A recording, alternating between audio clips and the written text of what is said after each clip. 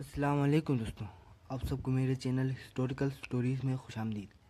دوستوں، میں آپ کو بتا رہا تھا خاندان غلامہ کے بارے میں۔ پچھلے پارٹ میں ہم نے آپ کو سلطان شمس الدین التمش کے بارے میں بتایا تھا۔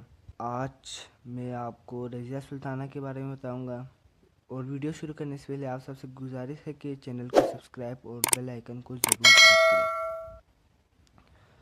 دوستوں، رضیہ سلطانہ سلطان شمس الدین التمش کی بیٹی تھی۔ سلطان شمس الدین التمش کی یہ اکلوتی بیٹی تھی۔ سلاطین کے عہد میں رضیہ سلطانہ پہلی خاتون تھی جو تخت پر بیٹھی۔ وہ غیر معمولی صلاحیتوں کی مالک تھی۔ وہ اپنے بھائیوں کے مقابلے میں سلطنت کے امور میں زیادہ دلچسپی لیتی تھی۔ وہ اپنے باپ کی عدم موجودگی میں امور سلطنت چلاتی تھی۔ سلطان شمس الدین التمش کے وفات کے بعد دلی کے عوام نے رضیہ سلطانہ کو 1236 میں دلی کے تخت پر بٹھایا۔ اب ہم بات کریں گے رضیہ سلطانہ کے دور میں آنے والے مسائل کے بارے میں۔ جب رضیہ سلطانہ تخت نشین ہوئی تو ترک امراء نے اس کی سخت مخالفت کی، جبکہ دلی کے عوام نے آخری وقت تک رضیہ سلطانہ کا ساتھ دیا۔ وہ انتظامی معاملات کو خوب سمجھتی تھی۔ اس نے مشکل حالات میں مسائل پر قابو پایا۔ صوبوں کے گورنروں نے بغاوت کر دی اور ہندوؤں نے سرکشی کی۔ اس نے بات چیت کا راستہ اختیار کر کے بغاوت کو ختم کر دیا۔ اس نے ایک باغ ترک امیر ملک کوتونیہ سے شادی کر کے باغیوں سے مقابلہ کیا مگر شکست گئی۔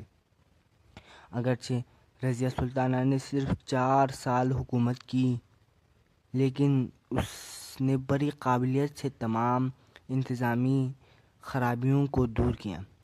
رضیہ سلطانہ کے بعد اس کے بھائی معیز الدین بہرام شاہ 1240 سے 1242 تک حکمران رہا۔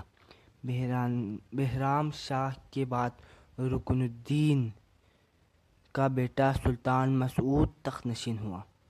وہ جلد ہی عیش و عشرت میں پڑ گیا، جس کے باعث 1246 میں اس کے چچا زاد بھائی سلطان ناصر الدین محمد نے حکومت سنبھال لی۔ اب ہم بات کریں گے سلطان ناصر الدین محمود کا دور حکومت۔ سلطان ناصر الدین محمود سلطان التمش کا چھوٹا بیٹا تھا جو بنگال کا گورنر مقرر کیا گیا تھا۔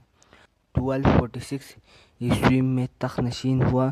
اسے امور سلطنت میں زیادہ دلچسپی نہیں تھی۔